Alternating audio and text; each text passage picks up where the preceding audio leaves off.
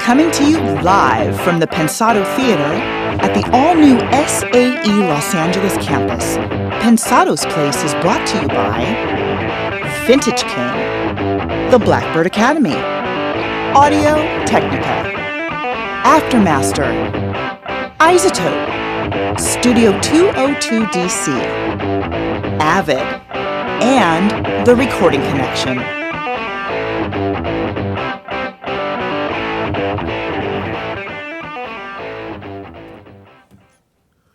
The best show for indie music discovery, live performances, and cutting-edge artistry. That's Last Call with Carson Daly, the absolute gold standard. We're in studio and on location with two of their key players. We've got an all-new ITL. We're going to introduce our recall segment. Corner Office is loaded with questions. Take off the parking brake. Let this baby roll. You're at the place. It's Pensado's Place.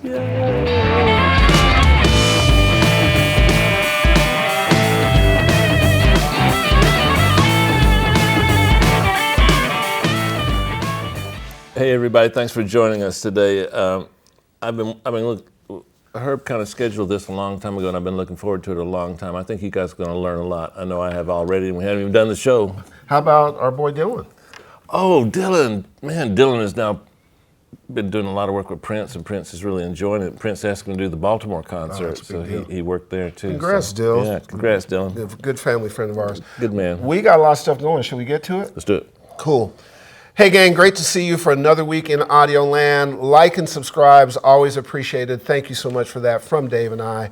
The folks who guarantee we're here for you every week, they are Vintage King, the Blackbird Academy, Audio Technica, Isotope, Aftermaster, Recording Connection, and Studio 202 DC. Take a moment to support them if you would. Most appreciated. That's why the show's free. I know you hate it when I interrupt, but I got to interrupt. The video that Ron Dixon did at Studio 202, sick.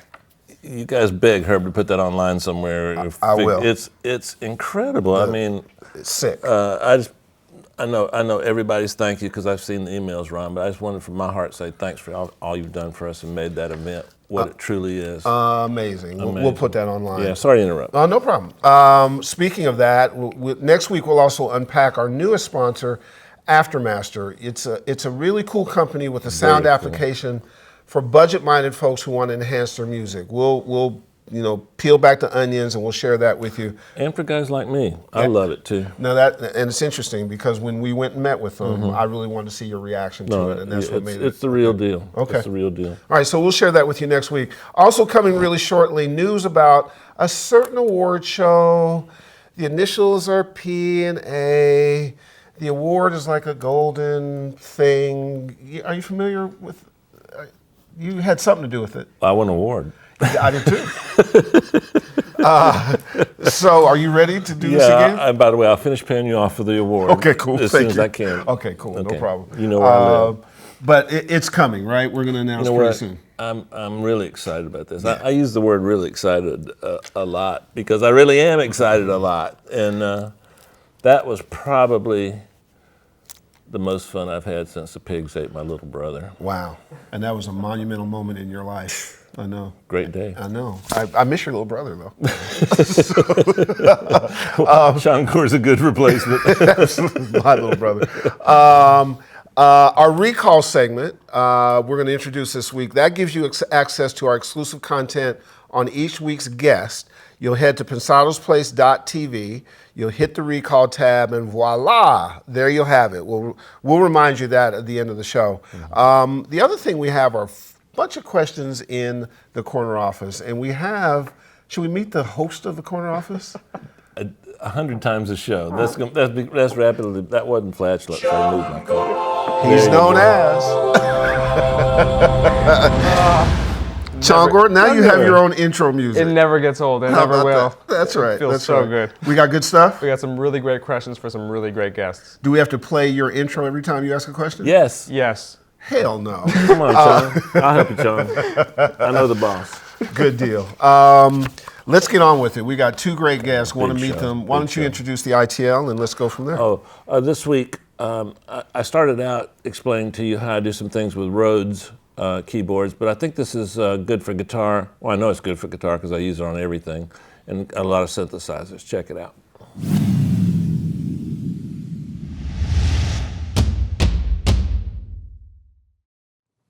Hey guys, I was cruising around, as you know, for a minute. I've been cruising around this Jill Scott song that I mixed recently, and just so many cool things about it. Great production, and God, I just am such a big fan of hers.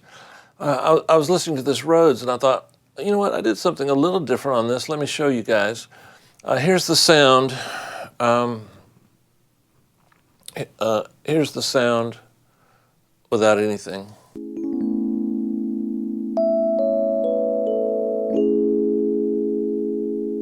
Now I'm gonna compress it a little bit.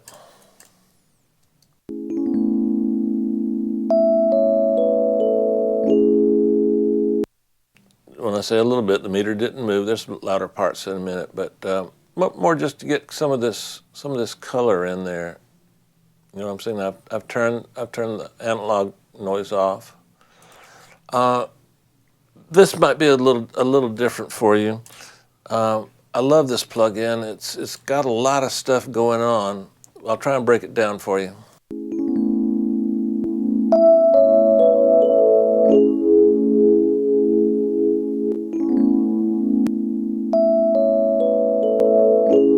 Now what we've got going on here is we've got a little pitch shift, classic Eventide pitch shift. They do it as good as anybody. A little bit of an EQ curve, you know, getting rid of a little bit of the mud. A little bit of compressor, not much. Here again, it'll come in on the louder parts, but it just gives it that ethereal kind of vibe. Got a little gain. Now this plug-in you might not be familiar with. I don't know what the hell it is, but I think of it a little bit as a multiband saturation plug-in where I can do multiple things with the saturation. And I want you to, if you don't have it, then go online and just get a demo, but you can see what it is. Watch this.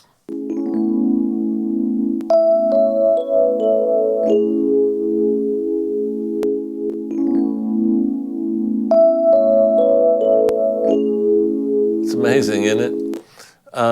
So just adding saturation, but I'm adding different amounts at these different frequencies, and you can do other things with it. It's a great plug-in. A lot of people haven't discovered it yet, but it should be on your radar. And then this is the same effect I have on the acoustic guitar, just some reverb.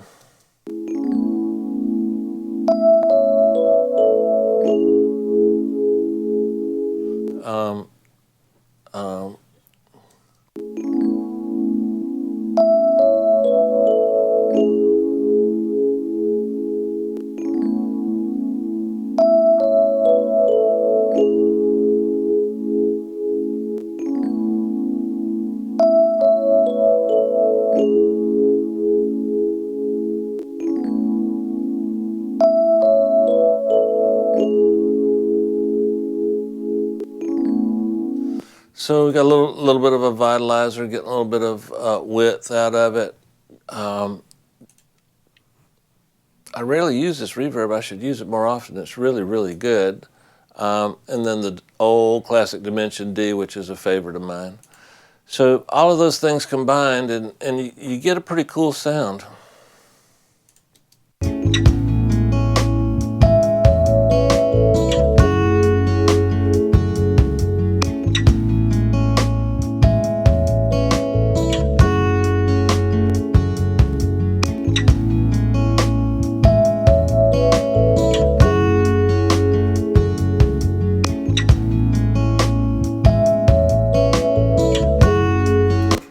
Now, once again, you know, I know you guys get tired of me saying this, but I was less concerned with what it sounded like and more concerned with what it makes me feel like, and I just wanted this to give me a bed of kind of that just as silky and as sweet and as smooth as her voice, Jill Scott's voice, and a couple of little things you might not have thought of, but maybe can get on your radar, and you can use similar plugins or these plugins to do the same sort of thing.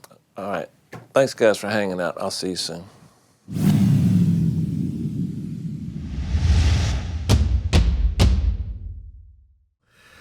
I had the real interesting pleasure of opening up my emails about 6 or 8 months ago and found an email from a show that we have a huge amount of respect for, who said they had a huge amount of respect for us. And we followed up on that email, and it turned into us shooting this great location piece and meeting our 2 guests today.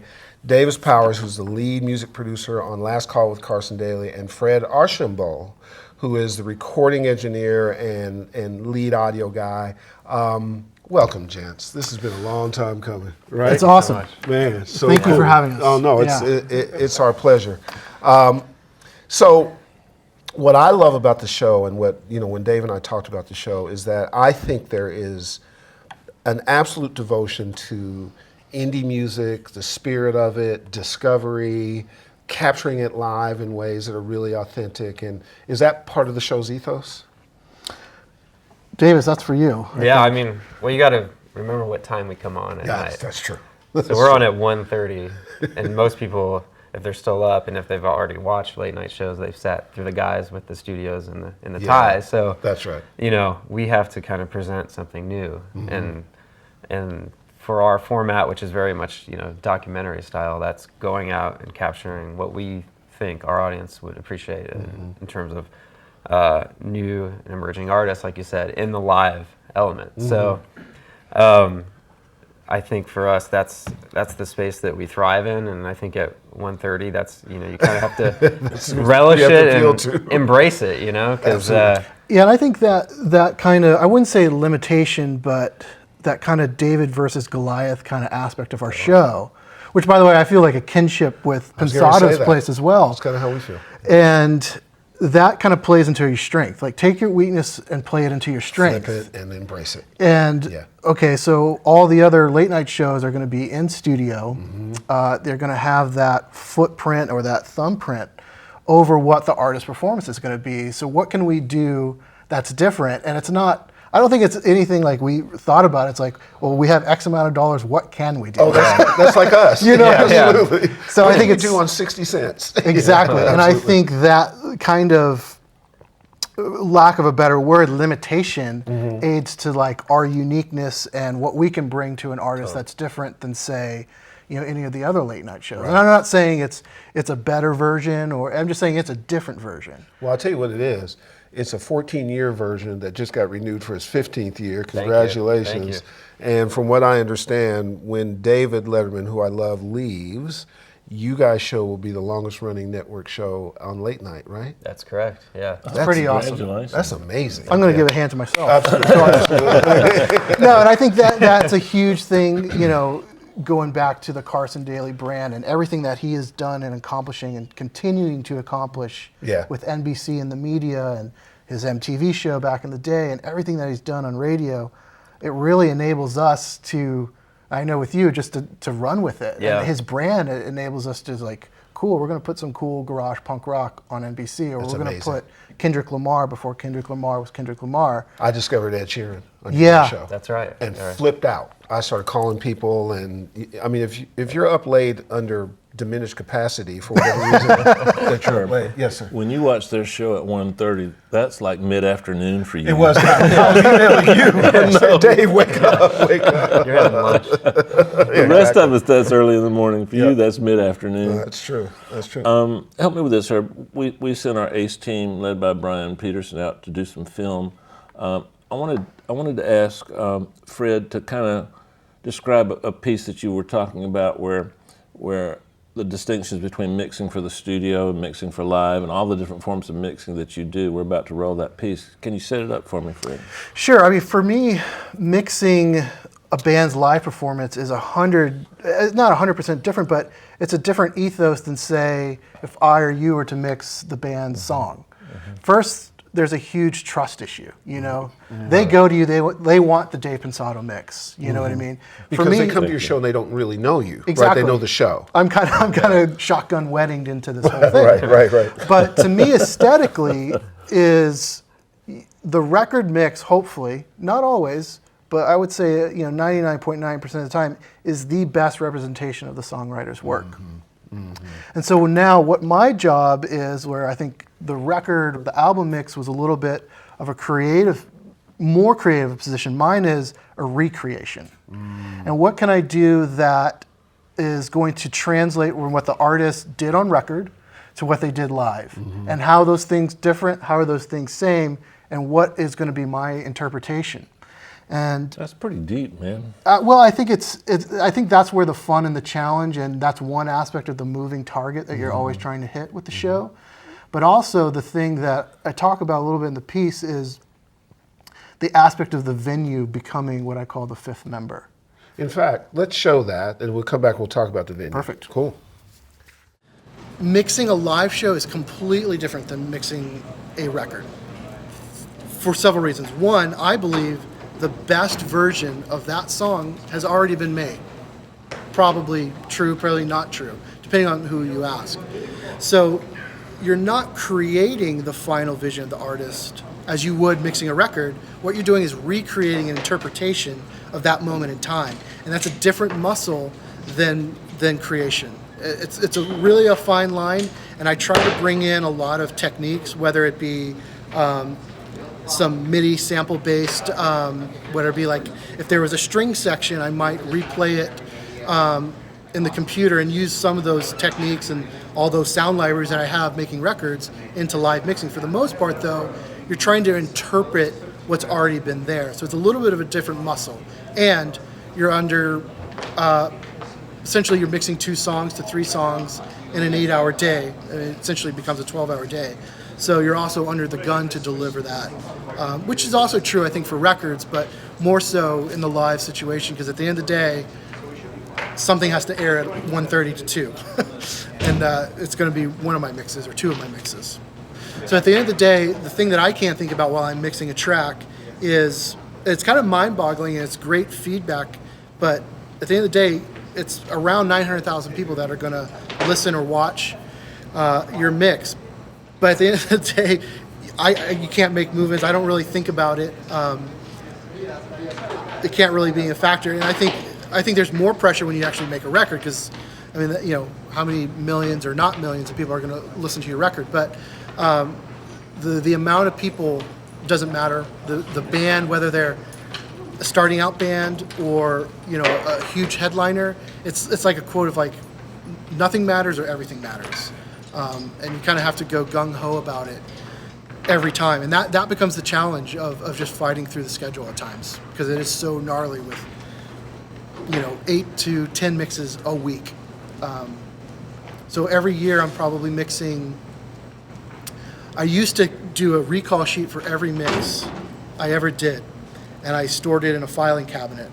And then it became too much, and then I noticed, oh, I'm mixing 300 songs a year and recording 100 concerts a year. So the paperwork became too much for me to keep, and I felt bad for trees. So this was the El Rey Theater, Yep. right?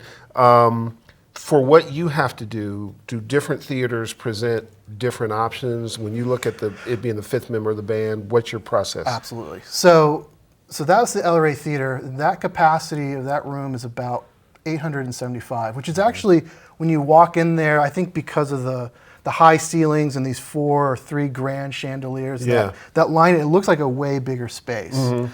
But the reality is it's 875 cap. Mm-hmm. The Troubadour is about 550, so it's 300 more people. Right. So the things that I'm thinking about is that proscenium arch, and how am I going to represent that in the mix and in the audience miking. So everything is a way different interaction. The El Rey sounds different than the Greek. The Orpheum Theater has a way different throwback for me than, say, the Wiltern. The Wiltern has this beautiful reverb decay that ends up in the inside of my kick drum mic. You know, I'm sitting there mixing, like, how the hell did that get there? You know, so every venue imparts its personality on the show, and also the other thing is the crowd. Of course. You know, we'll do some, and here's the beauty, I think. What's easier, an active crowd or a dead crowd? Well, this is what I'm going to say is, sometimes we're almost too in front of the curve with certain artists. And people are like this. Exactly. Yeah. Or it's an opening act that's just absolutely going to And it's flourish. LA. Oh, and that's tough. Yeah. That's tough. This is the home of cynicism and waiting. Yeah, and I think it's like a drum room. Having a drummer that knows how to work the right amount of air in a room, an audience would have the same thing. I think some venues, again, the Orpheum Theater to me, I think is more forgiving. Some rooms like the Troubadour, you can have a great big crowd and it's just not working. And then recently we had an artist on, Halsey, this new female artist on Capitol, and her fan base was so rabid and brought that room like to life. Where I was mixing. Oh yeah, insane. So go ahead. Oh, Davis, I was going to say we're going to show a clip of Fred's mix philosophy and how he constructs and does his job. But I want you to describe how he does his job, and then we'll run this particular clip. Sure. Well, I mean, it starts with when I'm, trying to book the artist and tell their team, because we're entering their world. Right. This is their live show. This is their LA show. Right.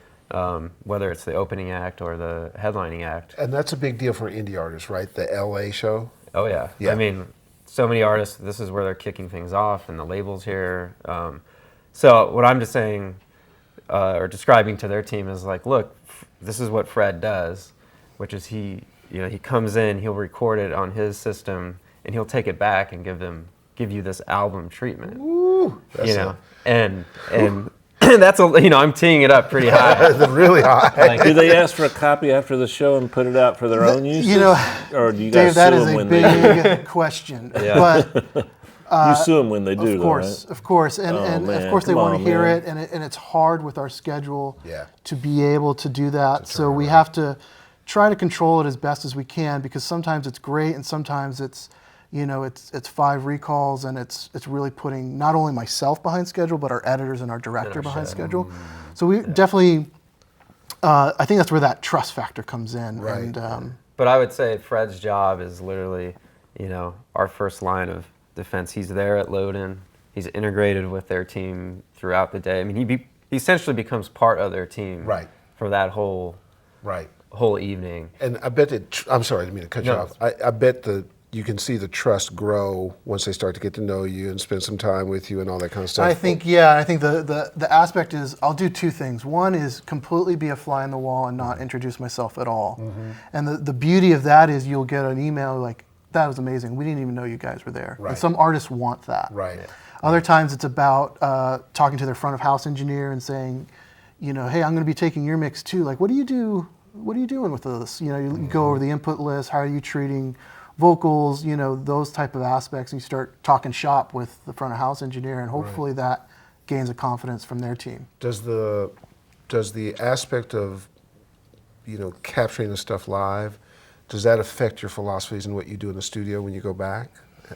Or can you separate the two? No, I think it affects it in the sense that it's a big learning curve, in the sense of when you bring it back, it's all about understanding, how the band was mic'd, how the band performed, and understanding all those things, and then also trying to interpret what was the artist trying to do with the show. For instance, like we have an artist like M83 that I think we got pretty early on. It was one of the first ones I did. At the Fonda. That they really wanted to bring the album live. The interpretation of the album didn't want to be too different than what the live show was. Right. And then you have some artists where the record is completely, it's like, that's one thing, our live show is another. Right. So that's what I'm trying to marry, and then from a mixing technical standpoint, vocal microphones become overheads. How do I treat that? My normal lovely, 1176 compression maybe is too much. So that's the things that I'm trying to control. And from the live aspect, were they on a riser? Did that change? Were the drums off center and not going directly into the vocal mic? So those are the things that I'm looking at and hearing when I bring it back to the studio to kind of give it a first listen and a first pass. In terms of booking the show, do you have latitude? Is it your taste? Is it knowing kind of what the show's trying to hit? What's the process for you? Sure. I mean, I joined the show in 2010 when it just had graduated from the studio in New York to out here, and then from the studio out here going into this doc format. So for the first 2 years, I really would sit with Carson we'd go have beers at his house. We'd listen to Because music. he truly loves music. Oh, absolutely. And we curated showcases at South by Southwest together. We really kind of found the sweet spot. And after about year 2, we had a really strong understanding of our brand, and he has 100% trust in me. Just to let you go. And he just let me go, which is very rare for a music booker. Yeah. I mean, any of the other shows, you have so many layers of Committee. Yeah, committee. I mean, from the network down, you're justifying why, this artist needs to be on the air. And for us, and for me, and for everybody involved, we take a lot of chances. And I think that speaks, to what we're trying to do at 1:30 a.m. And it also represents the music that you do. Yeah. It's chancy stuff, it's edgy stuff. It's I remember we did this one band at the Troubadour, Desperacidos. Am I pronouncing it right? Yeah, So Connor it's Oberst. Connor Oberst. Oh, He has yeah. a punk band. Yeah. And it was very like take it to the streets. It was kind of like post Occupy Wall Street. And he was like, F the Republicans, F the Democrats. Right. It was very almost like this anarchy speech. And I remember calling him the next night, and I was like, dude, we're going to put that on the air. Like, that's awesome. Right. You know what I mean? Right. And like, you could, and you got to. to have that voice on the air. That's amazing.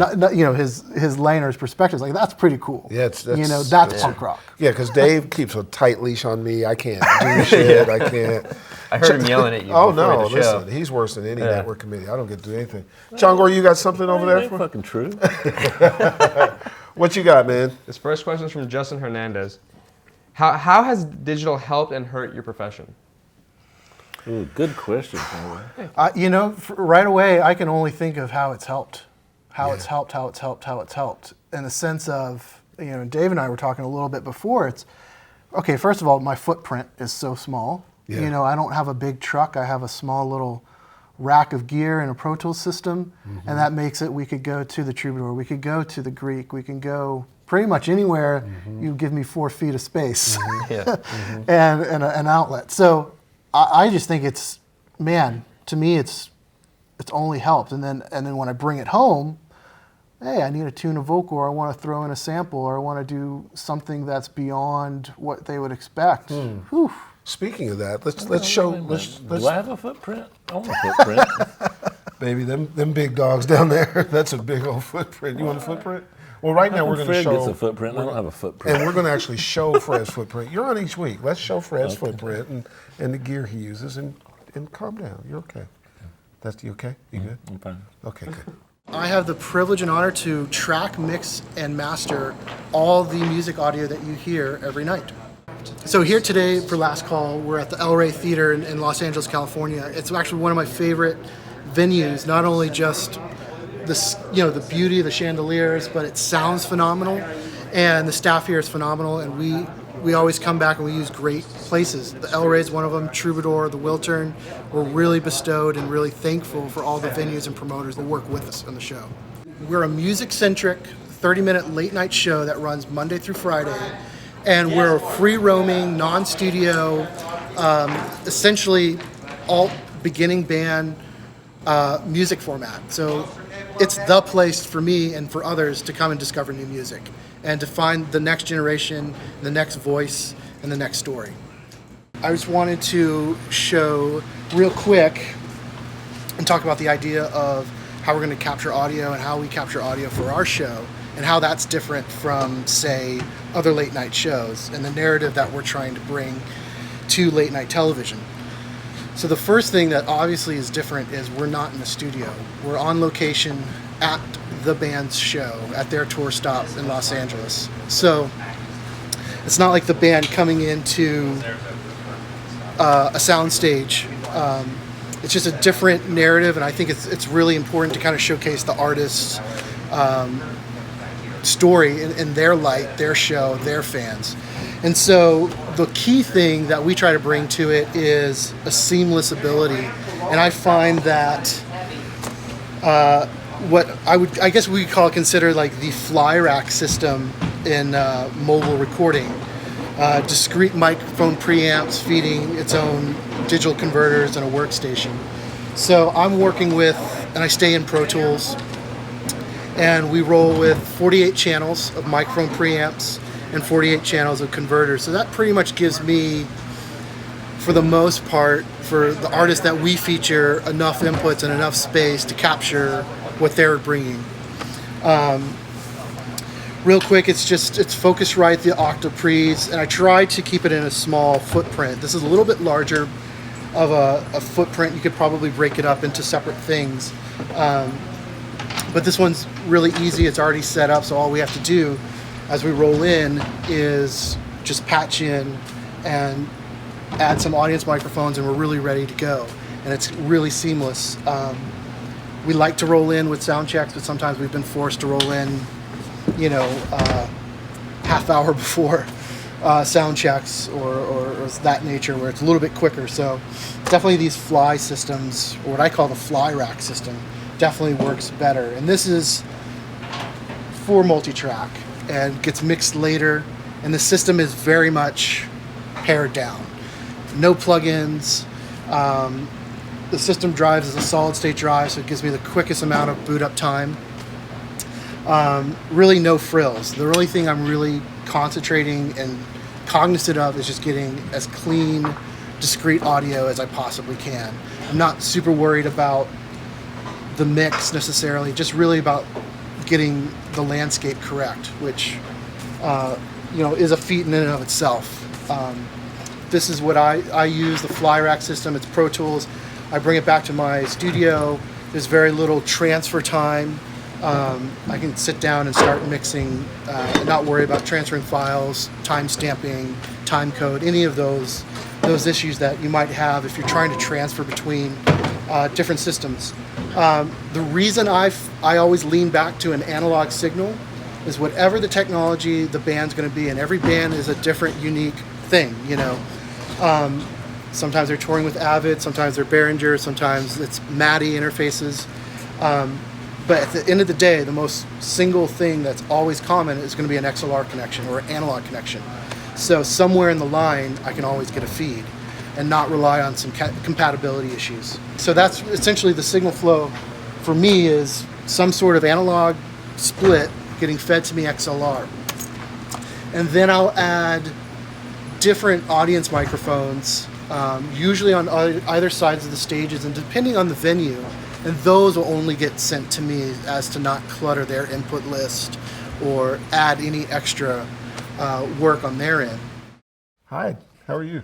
You're my manager. You should get me a footprint. I'll get your footprint. We'll definitely get your footprint. The audience mics, big deal? Huge. Makes the feeling of the show come alive or not, or it's one of the things about, he can tell you that all you guys are my heroes, because this thing that we're doing, we just are strivers, and we want to grow up and be like TV guys.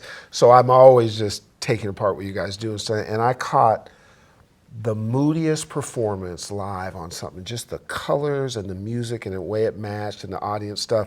And I could see the attention to detail to capture the band in the way they want to be captured, but also the sort of experience of the live thing for me at home. That's conscious, right? I think you nailed it, which our director, Rich, always says that anybody can go shoot a show, but you actually, what we do is try to capture the experience. And that's what we live by. Sometimes the biggest compliments I'll get, I'll be in maybe an A&R meeting at a label, and you get what you echoed earlier in the show was, oh, I didn't know about that artist until I saw him on the show. Or the other one that I love was, I was at that show. There you go. It wasn't like that. You know what I mean? There you go. And not to take away from, but it's like, oh, cool, we represented that really well. And to be honest, sometimes it could be on fire live, and sometimes, okay, maybe we didn't get that one right. You're never going to bat 1,000, but we're definitely going to try. So that can go either way, but it's cool when people say exactly kind of what you said. It's just, it really brought me in. Right. Davis, in terms of the number of bands that you shoot, what percentage do you actually make the show, and what percentage don't make the show? They all make the show. So even the ones you don't like? Yeah, I mean, absolutely. Once you spent the money, it's going on. We average around 60 shooting and recording 60 artists a year, Really? basically. Wow, it's a lot. And so I have to remember also who our audience is. So I'm not going to like everything that I book, but I know that there's an audience for it, and we're going to bring them to our show. Right. And How do you know there's an audience? What's that process? Just really like looking at that artist's world, like who's talking about it, who's paying attention to it. The social media? Social media, articles, like what early press are they getting? Yeah. And then it's got to start with the music. You know, everybody forgets that part, but we actually do listen to to the records at our show. But the other thing is you got to remind, like in terms of you know, discovery. It's on the television level. It's like it's literally you got to check this out. Right. But we're doing it on network TV. It's also going, hey, have you heard that band? Oh, you have? Aren't they great? Right. So we always have to remind our audience, we know what you like too. Right. And if you like this, maybe try this, you know? And then with the bigger artists, it's, okay, you've seen them on the other shows, but you haven't seen them like this. Like this, yeah. exactly. So, exactly. I was just thinking, like Don Kirshner, Midnight Special, and now those are collected and they're released. Do you think there'll be a time 30 years from now where your show will be like the late night collection of of Carson Daly's show? Man, That'd be so cool, wouldn't it? I mean, we pride ourselves, I mean, it's just the nature of our show is like people make all their, like the television debuts happen on our show. You know, you saw Ed Sheeran, Oh, man. that was at Hotel Cafe. Absolutely. Blew me away. Which is how many people fit in that room? Right, You know, so I think there are the kind of lightning in the bottle type things that you can go back, and I'm certainly proud of a lot of bands. Are there any plans for an album from the show? You know, that's something that I think we're naturally gravitating towards. I think, you know, the question about digital, well, you know, for us, we're starting to get, you know, more attention on where can these live afterwards? Right, You exactly. have this archive, you know, he mixes. Incredible Yeah, archive. and we've gotten some. I don't know if we can talk about. There's definitely been some super cool offers where it's like, wow, that would be huge as well. Right, has to be. Yeah. Yeah. Like what kind of offers?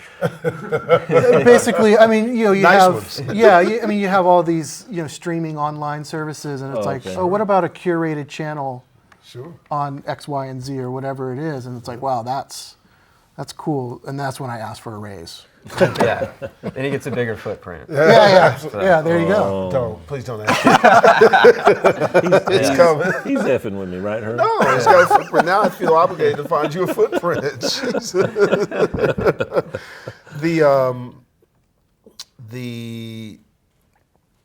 Where does it go? Do you keep doing this that way? Here's what I'm curious about. The music business itself, do you have to keep up with it? Do you have to watch it? Do you have to monitor it? Or do you keep yourself separate from it? We always have kind of 1 foot in and 1 foot out. We always want to have the perspective of outside, but kind of understand what's going on inside. Is that similar to you guys? Absolutely. And I think in terms of our working relationship, Fred always reminds me like to let the music speak to me, you know, and like if the song's going to hit you, let it hit you. Because I mean, I can be a jaded music Well, that's our job. critic. Yeah. You know, and I'll listen to stuff and like, oh, I don't want to. Right. You know, what? Right. But I realize like, you know, that artist is playing a sold out show at X venue, and when we put it on air, people are going to love it. And you know, I think That's the thing as we all get older, you kind of lose a little bit of the connection, and you should, to maybe what the generation or the 2 generations or 3 generations below you are listening. So I'll step into these venues and I will not understand what's going on. Right. But what I do understand is a crowd that of there's people going 1,200 nuts. people there That's for 2 exactly nights right. sold out that are dying to love this. That's And so it can work as a way of, I don't know, maybe keeping you jaded in a healthy way. But the other thing that I love was even this year we did this band I didn't know about, which doesn't mean anything, but Budos Band. And they sold out the Regent Theater, which is about an 800 cap room. I checked out the booking. I was like, oh, this is going to be cool. And you go there not knowing what the band is, maybe not, that's not my genre, that's not my lane. Right. But you're like, man, people are digging it and they're bringing it, and that's awesome. And that's all that counts. And that, to me, you know, that's what music's about. And I was telling Dave earlier, it's like the music business isn't necessarily about music, it's about people and connecting people. Yeah. And I think that's the art of storytelling. And in a very high philosophy way, that's what I feel, I always talk his ear off about that. It's like, that's what I'm trying to bring. Let's just bring the story to the audience. Yeah. Do you guys find the bands, or can the bands find you? Both. I like it just when we're approached by an artist or an artist team that understand what we do and know how to present the artist. I can't tell you how many emails I still get about, got any openings for your studio? Right. Like, yeah, why don't you fax that offer over?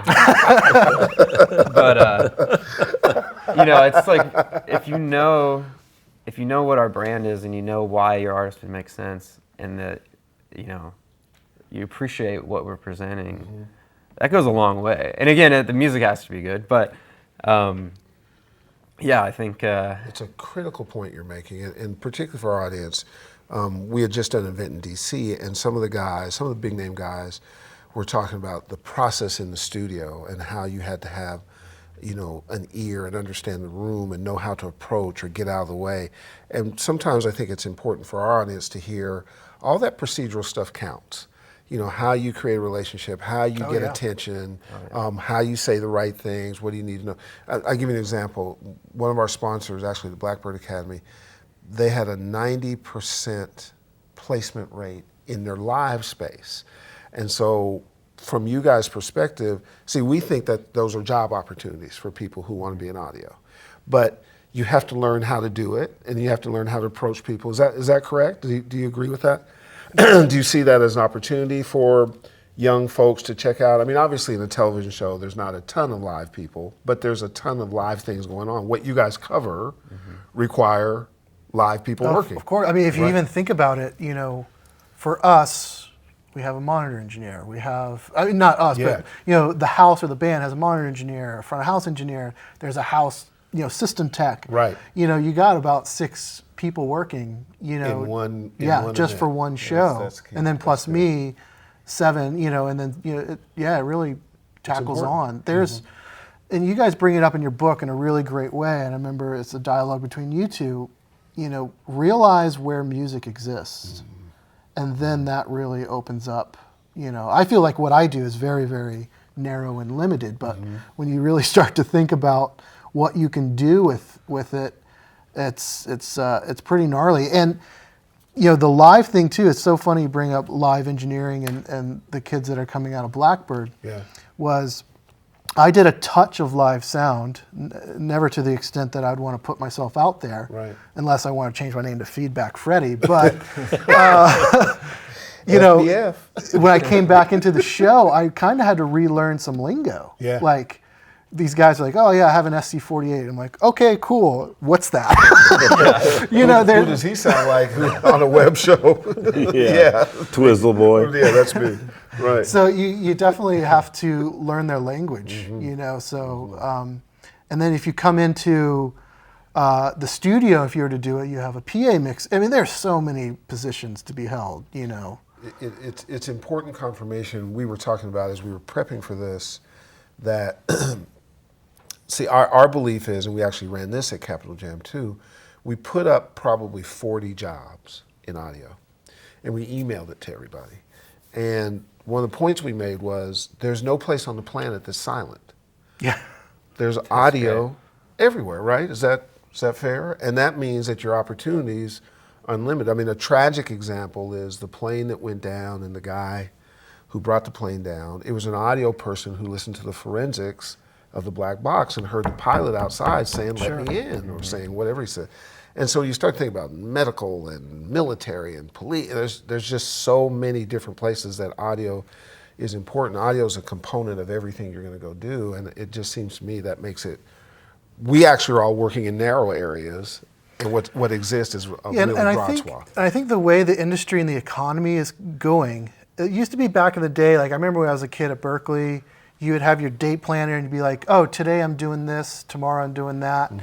And then I came out to LA and I started working on records. And it's like, okay, well, I know what I'm doing for the next year. It's 4 records. I don't have to have a day planner. Right. But I think today now, and I see it even with a lot of the live guys, it's like, oh yeah, I have a studio too. And then like for me, it's like, I'm doing records, I'm producing records, I'm doing co-writes, I'm mixing. Sometimes I'll go in and do a post-production ISDN VO. You got to wear a lot of hats these days. You're a Berkeley boy? I'm a Berkeley boy. boy. Cool. We like Berkeley. They're good friends of ours. You should have heard the first time I ever broached the subject with Fred. It was pretty funny. No, tell us about it. I was just like, so you got any records coming up? Yeah, I mean, there might be one in the spring and a couple other things. How would you like to mix a whole season of the Last Call with Carson Daly? It was quiet. He's like, well, how many bands is that? I'm like, 50 to 60. How many songs for each band? Well, I don't know, 4 to 6. Let me call you back.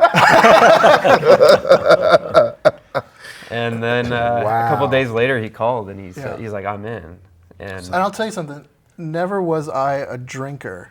After 2 weeks of doing the show, I remember Friday afternoon, I was like, I could go for a strong drink right now. A scotch or something.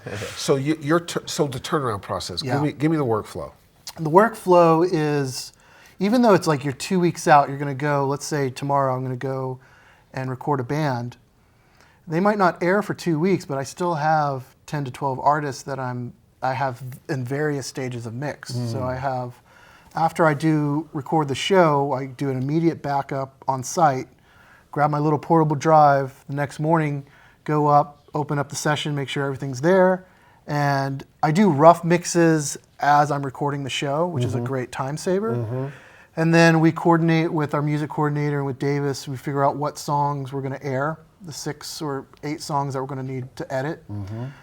Export those rough mixes, get those to the editor so they can go start chopping away on them. Whoa. Sometimes the band wants to hear their rough mix. Of course. So what I do is I take the front of house mix. I don't want to give them my flat faders only. I'll give them their engineer's mix, upload that to a Dropbox so that they can check out to see which ones they want to go with. And then it's prep. It's prep, and really kind of, I don't have a template. I don't have a mix template. I have a procedure that I like to go through that to me is kind of zen. You know, it is busy work as engineers, but it's something that just kind of zens me out, making, multiple tracks into stereo tracks, figuring out where things were, and then getting in there and just figuring out, okay, what's the vibe? Do we need to start getting in there, tuning, sound replacing, and that's the time-consuming thing. It's almost like prepping the track is the hard work, and then mixing it is kind of the fun icing.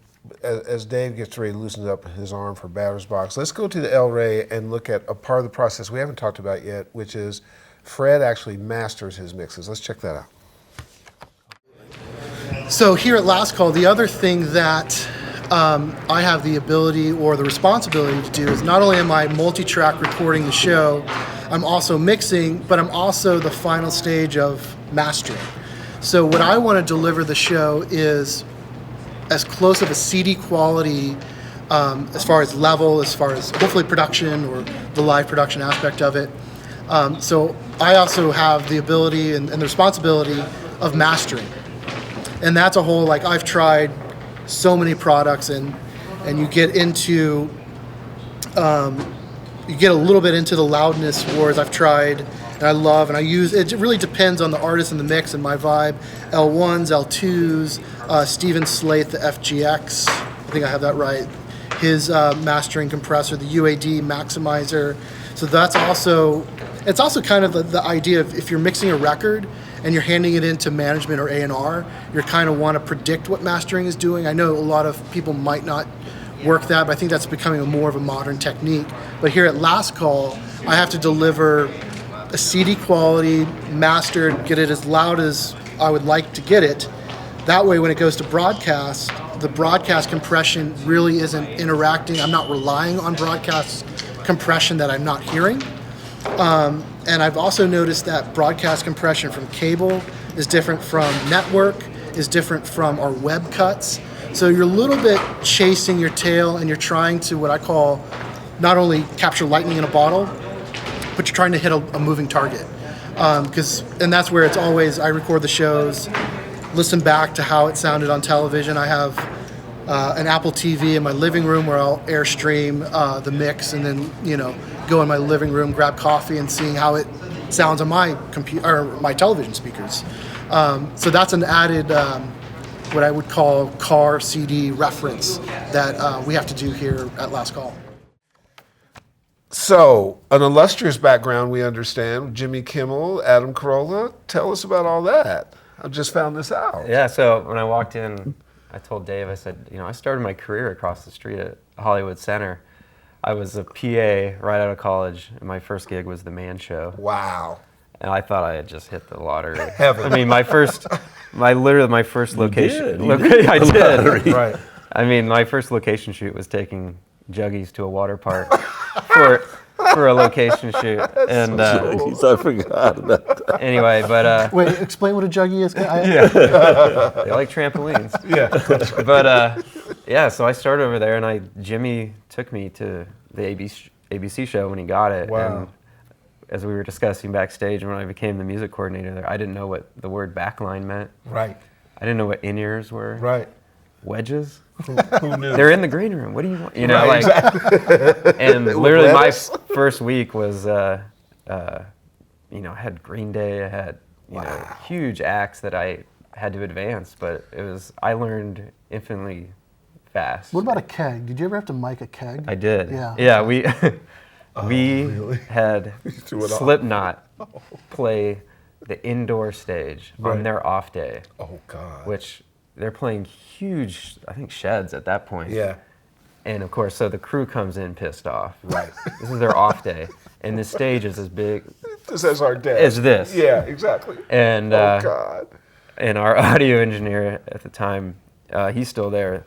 Bart comes out and he's looking at the stage and said, "Oh, Bart, one thing, you forgot to mic the kegs." And he looked at me. And he's like, "I quit." And he just walked in. And I went back in there and go, "Oh, by the way, they're going to hit it with a baseball bat." Oh, Jesus. Yeah, so anyway, it's really cool to be back here because Amazing.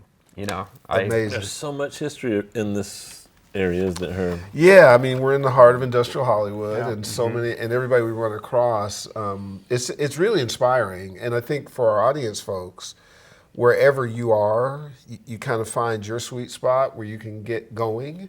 Like it doesn't necessarily mean you have to get to Hollywood to get going, but you have to find the experiences we're talking about. So we tell people.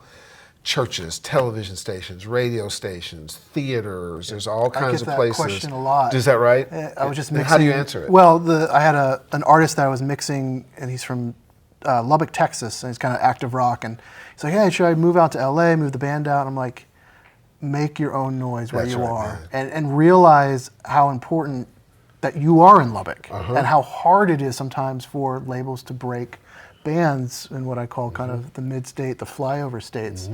That's what I always say. It's Huge. like, make your own noise. And if you make enough noise, people will notice. It built American Idol. Yeah. I mean, for all intents and purposes, all that flyover stuff. Yeah. But I also think it's easier to be an 800-pound gorilla in a smaller pen sometimes. Yeah. And it just depends on how much you want it. And then because of the technology and the tools, the experience is flattened. If you're killing it in Lubbock, Texas, and you're the man, it's better than being, one of 200 people out here scratching for whatever the case may be. And I think everybody is hungry for the next big thing. Yeah, always. Whether it's film, whether it's music, we always want to know what the underdog, the Cinderella story is.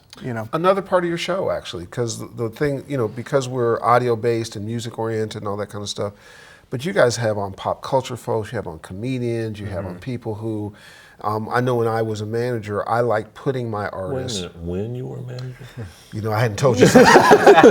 We'll talk after the show. There goes my footprint. I had a footprint for about 10 minutes. But I like combining comedy with music because I think it makes for a nice night out, depending on who the musical act is. I also think there's such brilliance in the comedy space. Satirical commentary on culture, edgy stuff. They're kind of like musicians. Absolutely, yeah. Right? Do you guys see that corollary? I mean, we commit so much of our show to comedians and in music. It goes back to the universal aspect of the arts. Yeah. I mean, how much do you pull away more from watching a film than maybe listening to the top 10? Use that with mixes and photography. songs? Yeah. Like it Yeah, whatever inspires you. my thing is, I love reading books, and I love Malcolm Gladwell books. I get I read more them out all. of that Read them and all. how to approach my career and my music and my mixes than I say, than actually listening sometimes to music. So. The evolution. So who are some of the bands that just you saw them as little, folks in their crib, and then they turned into boom? Well, I mean, you mentioned Ed Sheeran. Yeah. So for me, one of those perfect examples is we were at South by Southwest whenever it was 2-3 years ago, and we had curated a showcase, and Carson wanted to interview some artists during the first part of the day to air on the show as guests. And so Ed Sheeran walked in as the first interview. Kendrick Lamar sat down for the second. I introduced Ed Sheeran to Kendrick Lamar. Oh, you're kidding I said, me. You guys should probably know each other. Wow. Yeah, and we filmed Kendrick that night at a very small showcase, and then he went on to do every other show, SNL. So that was a great example of that. But I mean, we love it if an artist can come on this show, use whatever they do, whether it's a snapshot or the live performance, and use that as their calling card to go get Conan, to go get Kimmel, or to go get the tour, or to expand whatever they need to do in their world. Yeah. To say, look, we've been legitimized Absolutely. here. Do they stay in touch with you?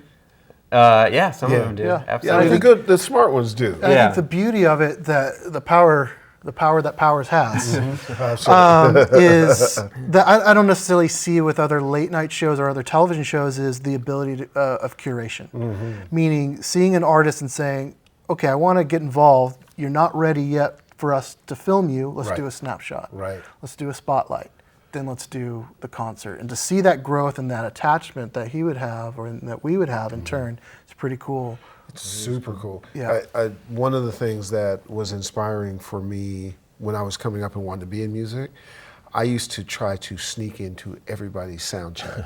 Sound check to me was this kind of pristine church moment where you get to watch a relaxed band noodling, doing whatever they do. It's not the performance thing, and I used to literally almost break in play. In fact, let's go back to El Rey and show Fred setting up and recording a sound check. My advice: always record sound check. You just never know what's going to happen during the show. And the story that for me that comes to mind is we were doing in this room. We were doing the Crystal Method with some different guest vocals, and at showtime, unfortunately, we got hit with the single that they wanted with some monitor feedback right over like a really intimate vocal part. Luckily, I recorded that song during sound check, and they played that song during sound check. And I took about 30 to 32 bars of the intro from sound check, flew it over to broadcast, checked the sync in post, and there were a few times where there were some vocal nuances which you're going to get that weren't captured, and the director brilliantly cut to a wide shot at those couple moments, and we still have a great performance. So flying stuff from sound check and just once you have everything recorded, it's fair game, and whatever you can do to make it work. I think people get stoked and artists get stoked knowing that you went the extra mile just to make it happen. So it's really cool to be able to see that sound check process from his perspective and what it requires, not only to capture it, but also to keep it in the spirit of the show that they do. But they're documenting a decade. Listen, if we could ever grow up to be that, it would be. So the only leverage we have is batter's box. Now, if we screw that up and they knock us out of the park, because we're now doing a dual thing, we're both pitching and we're throwing at two batters. You do realize I've never won one, right? But I do hear he's pitching inside more now. Well, High and tight. and see, in Dave, that has a different kind of connotation. So we're going to keep it sports oriented and go from there. You ready for batter's box, my friend? I put my little heart in it every week. Absolutely. And operative word is little. So fire away. Plug in. CLA 76. Nice. Good Lord, this is going to be hard. Ooh, that ball came back as a heater. Sample rate. 48 for television. My man. My man. You can bail me out, or I'm going I'm to keep going going? to do one more. Stereo bus. Manly Very Mew. Thank you, Eva. Good Best- luck, buddy. I know. Best 3 attributes of a music segment producer. Tough. Welcome to Pensado. Why is Turn I get should the just tough leave one? now. I get the soft balls, and he gets the like hard balls. Best 3 attributes for me. Unbiased, Okay. Love that. risk taker, Okay. Ooh, that's a good one. That is a good one. prudent. Good one. Fire away, man. Because he just beamed me. Okay, not reverb, reverb. It's going to go to UA. Is it the 251 or the 224? 224 I'm leaning on a lot. And the UAD. I mean to correct you about the 250 EMT, but yeah. Yes. But And I then get a point I'm for that. I get a point for that. I get a point for You that. got it. sniffing around for Bricasti as well these days. Yeah. We can hook you up. I can hook you up. All right. I love the broadcast. That's my favorite. If you were at a show and the building caught fire, what one piece of gear would you rescue first? Myself. No. Bad answer. You just lost another one. Try again. To put a show on the air, man. He said myself. That's what I would say. I would grab the hard drive. Yeah, no hard drive. Give me No that hard one. drive. A piece of audio equipment. Yeah. I'm going to grab my audience microphones, my 4050s, Audio Technicas. Ooh, those are great Yeah. mics. Audio Technicas. Audio Technicas. It's on the way out, just so it's clear. You know what I mean? I'm not wasting time. Just it's on the way out to the exit. What do you use the 4050 on? I'm using those for the audience microphones. And then Roxanne sent me the new stereo Roxanne. 4050. Roxanne. Love her. Yeah, Yeah. big shout out to her. Yeah. So I'm checking those out as well. Cool. Very cool. Musical trend you see coming? Ooh, God, he gets the hard ones. Yeah. You know, as producer guys. Musical trend. Bigger bands. Really? Yeah. Bigger bands playing. I think Number of people. number of people. I love think it. I think you're going to see Oh, I love that huge era. ensembles coming. And that's a cycle. 'Cause it Yeah, used to be that. because right now it's almost like we're in that minimalist thing. And you're right, I'm seeing more 8, Yeah. 12 people on Horns stage. and Yeah. It's gonna- percussion and stuff. yeah. Yeah. Ooh, cool. Another one for him. So you're booking a band. Great front person or hit song? Which one turns you on the most? Great front person. Absolutely. There you go. My bad. Absolutely. That's right. I mean, I've seen where they have the song, they hit the stage, the crowd's ready to go crazy, and it just falls, So, front person every time. Yeah, absolutely. All right, DP, you got one to wrap I up got on? one more, yeah. Okay, cool. We touched on this a little bit. Excuse me. Vocals. Vocals, for me, it's going to be all about filters. So the Mic DSP F3. Oh, the F3. Yes. Colin. That's what's been my savior. Colin. Too cool. We love Colin. Absolutely. I mean, I rarely use the F3. I always use the F2. See, we learned something. We always learn something. I always each week, learn though. I think, F2, their filter is it enables me to get some clarity before I'm going to do anything else color-wise, and that to me live, because we got stuff swimming around everywhere on those vocal mics. Colin's a friend of mine, so we're up to the F16, so I'll share Okay, that fair with you. enough. Well, and our director, who is at his heart a mixer first, he also is the CTO for Westlake Pro Audio. He wanted this question asked specifically, so this is from Jonathan Dean. It's for both of you. Your favorite online web show on audio based out of Hollywood. What would that be? We have no shame. He said, "Ooh, I'm at a loss." Should we start one? Not a bad Powers Place? Powers Place. Powers There Place. it is. Love it. There it is. Is there a desk with a P that I could? You know what? Can think we come there's to a- the taping whenever you do? There's some dear, lovely fan in Pakistan that's going to write us another letter. And you're right this time, sweetheart. Absolutely. No, we love your show. It's fantastic, and Yeah, it really, paying. really it's is. really an honor to be here because, how you speak specifically to your audience and how you push teaching and discovery is, that's what resonated with us. Yeah, it's so really, we really appreciate it. Yeah, carving time and watching the show and, fucking up my mixes, trying new shit out. Yeah. Well, I will tell you that F2. if you heard a squeal about a year ago, that was me calling Dave and Chonga going, I got this email from a guy from Lake. It's just, it inspires us that you we care. feel a kinship with your show. Oh no, and we have a lot That's more with you. to do together. We'd love to do some more. There's some stuff coming up. There's some stuff in the works for you guys Yeah. too. Oh, we hear there's some stuff in the Quick, works. give my audience a 20-second enthusiastic reason why they should pursue what you do and a good first step to get to that point. Ooh, to me, I'm going to echo what my first steps were, and that is internships and hanging out and making yourself available. And the thing that I think what I love about it is I just have a passion for it. I live and breathe it, and you have great days that keep you going, and you have bad days, and those still keep you going. You know what I mean? You learn during the bad times. Yeah. It's hard when you're in them. But when you get on the other side of them, you go, oh, wow, I've grown because of that. Would you agree? Sure. I mean, as the saying goes, it's only a failure if you didn't learn from it. That's right. Yeah. That's exactly right. This is an amazing hour. It went really fast, guys. You guys are great guests. We have been waiting for a long time. We know. Yeah, absolutely. Of course you do. Of course you do. It will not be your last time on this show, please.